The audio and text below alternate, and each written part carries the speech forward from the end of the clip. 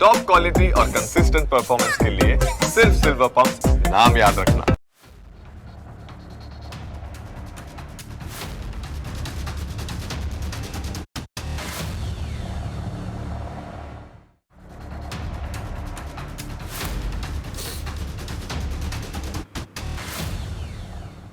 ભારતમાં પીએમ મોદીની સરકારે સંસદમાં એક બિલ રજૂ કરવા માટે પ્રક્રિયા હાથ ધરી.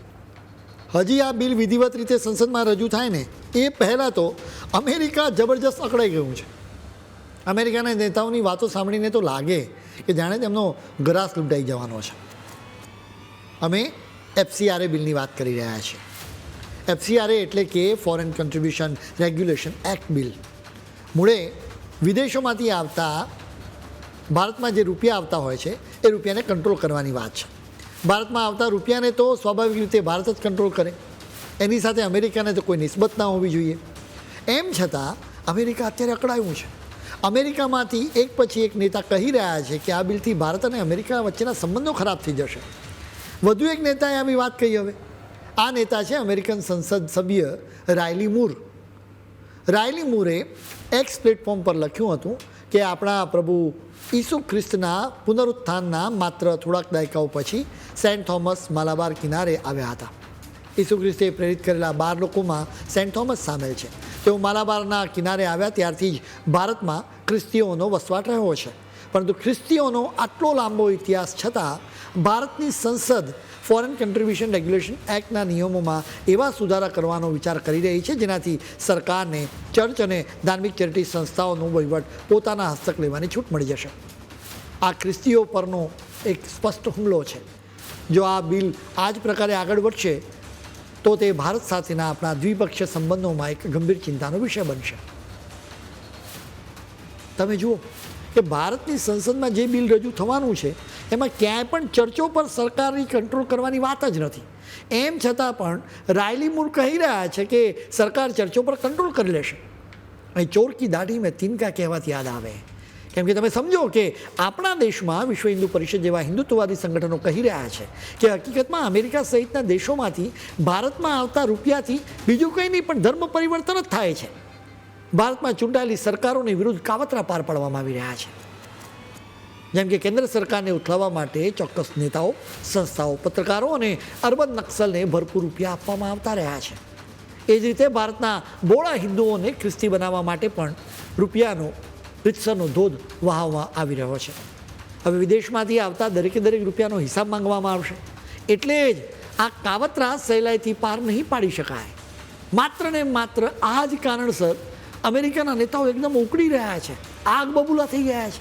તમે એમ ન સમજતા કે રાયલી મૂરની પ્રતિક્રિયા એકમાત્ર અપવાદરૂપ છે. અમેરિકામાંથી એફસીઆરએ બિલ સામે સખત વાંધો ઉઠાવવામાં આવી રહ્યો છે. અમેરિકાના નેતાઓ કહી રહ્યા છે કે આ બિલ પસાર થશે ને તો ભારત અને અમેરિકા વચ્ચેના સંબંધો ખરાબ થઈ જશે. આ એક પ્રકારનું દબાણ છે. તમે યાદ કરો કે આ વર્ષે મે મહિનામાં અમેરિકાના વિદેશમંત્રી માર્કો રૂબિયો ભારતમાં આવ્યા હતા.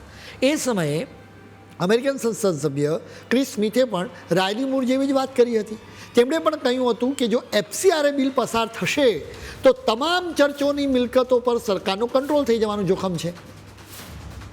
અમેરિકાના નેતાઓ સિવાય ભારતમાં પણ આ બિલને લઈને લોકો ઉકળી રહ્યા છે. તેમની અકળામણ થઈ રહી છે. ભારતમાં અનેક સ્વૈચ્છિક સંસ્થાઓ વાંધો ઉઠાવી રહી છે. કેટલાક ચોક્કસ પત્રકારો એના વિશે લખી પણ રહ્યા છે. એટલું જ નહીં, દેશભરમાંથી ચર્ચો પણ અવાજ ઉઠાવી રહ્યા છે. જેમ કે મિઝોરમમાં ચર્ચોનું જે એક સંગઠન છે ધ કાઉન્સિલ ઓફ ચર્ચીઝ 11મી ઓગસ્ટે એક વિરોધ પ્રદર્શન રેલીનું આયોજન કરી રહ્યું છે. આવી સ્થિતિમાં એમ પણ કહેવામાં આવી રહ્યું છે કે આ બિલથી કોઈ કાવતરું નહીં ચાલે. એટલું જ નહીં, ભારત વિરોધીઓ સાથે આવ્યા અને તેમણે એક મોટું કાવતરું રચ્યું જે કોકરોચ જનતા પાર્ટીના આંદોલન સ્વરૂપે તમને જોવા પણ મળ્યું. આ કોકરોચ જનતા પાર્ટીના આંદોલનમાં પણ વિદેશોથી જ રૂપિયા મોકલવામાં આવ્યા. એની અત્યારે તપાસ પણ ચાલી રહી છે. ટૂંકમાં નવા બિલથી વિદેશી પૈસાના જોરે ભારતમાં જે સુરક્ષા સામે ખેલ ખેલનારાઓનો હવે કાળ આવી ગયો છે. જેથી લોકો એફસીઆરએના સુધારા બિલના નામે બુમરાણ મચાવી રહ્યા છે. આંતરરાષ્ટ્રીય મંચો પર જઈને ભારતને બદનામ કરવાનો એક ડ્રામા કરી રહ્યા છે અને લોકશાહી ખતરામાં હોવાના નારા લગાવવામાં આવી રહ્યા છે. તેમને સાથે ખુલ્લા પાડવા ખૂબ જરૂરી પણ છે. સવાલ એ થાય છે કે આખરે અમેરિકા અને પશ્ચિમી દેશના પેટમાં એફસીઆરએ બિલથી તેલ કેમ રેડાઈ રહ્યું છે. જવાબ સાવ સ્પષ્ટ છે કે ભારતને અંદરથી નબળું પાડવાનો તેમનો જીઓપોલિટિકલ એજન્ડા અને ધર્માંતરણનો ખેલ હવે ખતરામાં પડી ગયો છે. વર્લ્ડ વિઝન ઇન્ટરનેશનલ અને કમ્પેન્શન ઇન્ટરનેશનલ જેવા કથિત માનવતાવાદી સંગઠનો વર્ષોથી ભારતમાં દલિતો, આદિવાસીઓ, ગરીબ મહિલાઓ અને બાળકોને જાળમાં ફસાવીને ધર્માંતરણનો ગોરખધંધો ચલાવી રહ્યા હતા. 1972માં ઇન્દિરા ગાંધીની સરકારે નાગાલેન્ડમાં અસ્થિરતા હોવા છતાં આ તત્વોને ખુલ્લો દોર આપ્યો હતો. દાયકાઓ સુધી ભારતના પૂર્વોત્તર રાજ્યો સહિત દેશભરમાં હિન્દુઓના ધર્મ પરિવર્તનનો ખેલ ચાલતો રહ્યો. પરંતુ જ્યારે 2024માં પીએમ મોદીની સરકારે શંકાસ્પદ સંસ્થાઓના એફસીઆઈ લાયસન્સ રદ કર્યા, તેમના ફંડિંગનો નળ બંધ કરી દીધો, ત્યારથી આ આંતરરાષ્ટ્રીય એજન્ટોના પેટમાં તેલ રેડાયું છે. વિદેશી ફંડિંગ મેળવતી સંસ્થાઓએ ભારતના આર્થિક અને વૈજ્ઞાનિક વિકાસને રોકવા માટે ષડયંત્રો રચ્યા છે.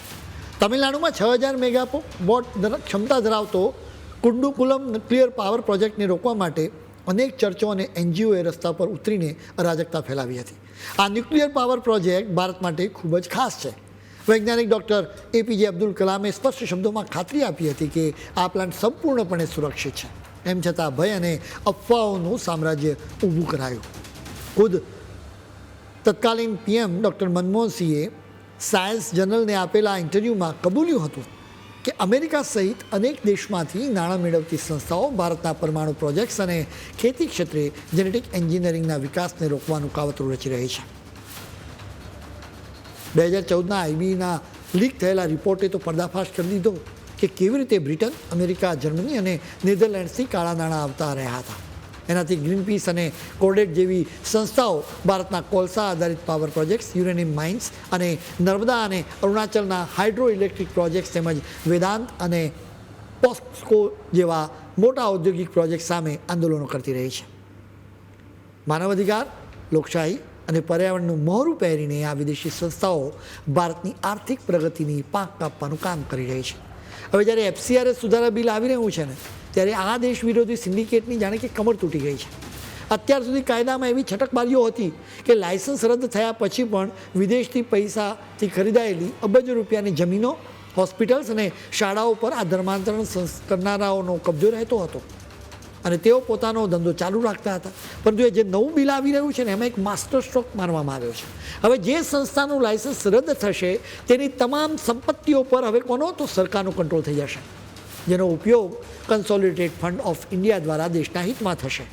ચર્ચના બિશપ્સ, અમેરિકન સંગઠનો અને પશ્ચિમી મીડિયા આ જ કારણે ખ્રિસ્તીઓ પર અત્યાચારની બોગસ વાતો કરી રહ્યા છે. આ કોઈ ધાર્મિક સ્વતંત્રતા પર હુમલો નથી. આ તો વિદેશી મની લોન્ડરિંગ અને દેશ વિરોધી ષડયંત્રો પર સર્જિકલ સ્ટ્રાઇક છે. ગમે તેટલો હંગામો મચાવવામાં આવે, પરંતુ આ સર્જિકલ સ્ટ્રાઇકને ટાળી શકાય નથી. એટલે દેશ વિરોધીઓની તકલીફો તો રહેવાની છે.